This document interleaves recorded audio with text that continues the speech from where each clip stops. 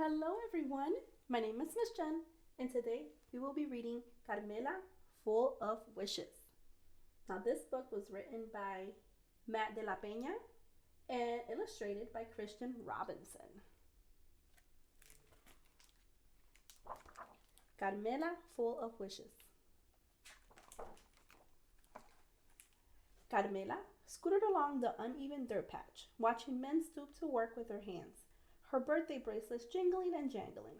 The thick greenhouse air smelled of marigolds and overturned earth and fresh manure. Carmela knew exactly what manure was, but she didn't want to think about that. Not today. Today, she awoke to candles in her pancakes and her mom saying, "Happy birthday to you," and told her, "Go on, mija, make a wish." But Carmela's wish had already come true. She was finally old enough to go with her big brother. Carmela followed as she cut back onto the street at Freedom Boulevard, past the crowded bus stop and fenced-off repair shop, past the old folks' home where two hushed old women waved smiles past the huge home improvement store where her dad used to stand around weekend mornings waiting for work. Carmela tried to make small talk with her brother as their metal cart rattled, but her brother didn't like small talk at all. He didn't want her tagging along. "Too bad," she told him with her glare. Just outside the laundromat, she picked a lone dandelion growing among the concrete weeds. She pulled a breath and leaned toward the fuzzy white bulb. But just before she could blow, her brother butted in. "Did you even make a wish?"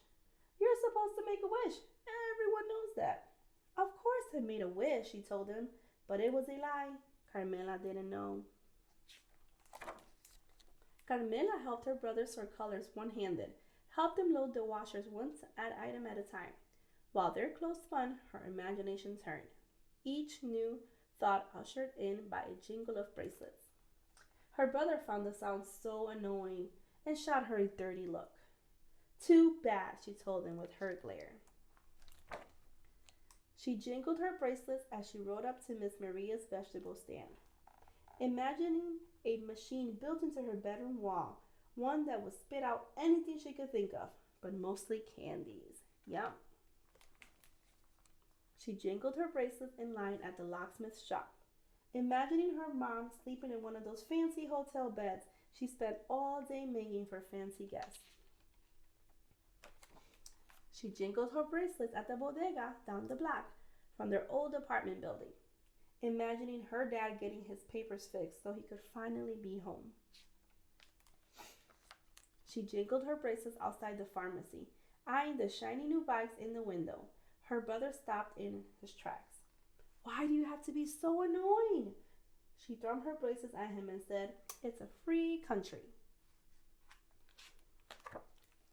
The only time she didn't reach for her bracelets was when her brother ducked into his friend's house. Carmela slumped down on the curb, silently imagining all the things she could turn him into. The slimy pink tail of a rat, a cockroach scurrying away from the light, a wheelbarrow full of manure left in the sun. She stared down at the dandelion in her hand. It seemed so much more important now that she knew it was a place to put her wishes. What if she made the wrong choice?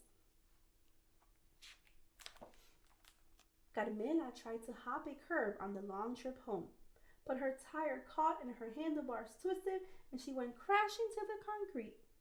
"Don't cry, don't cry, don't cry." But then she saw her dandelion crushed beside the drain.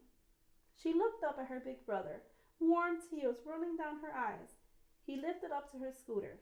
"You okay?" She shook her head and pointed. "My wish." He took her by the arm and led her back up the block, past the laundromat and the flea market, past the greenhouses and the smell of manure, past the overgrown park and across the train tracks.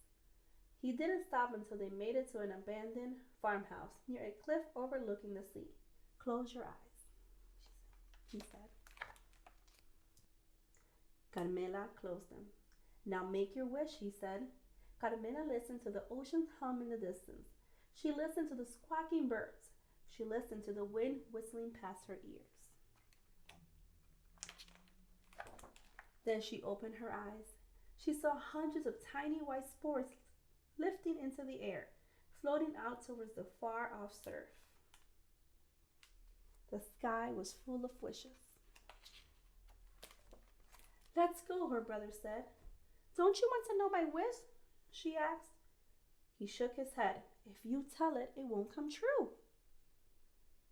She looked back one last time, then took off her bracelets and followed her brother home.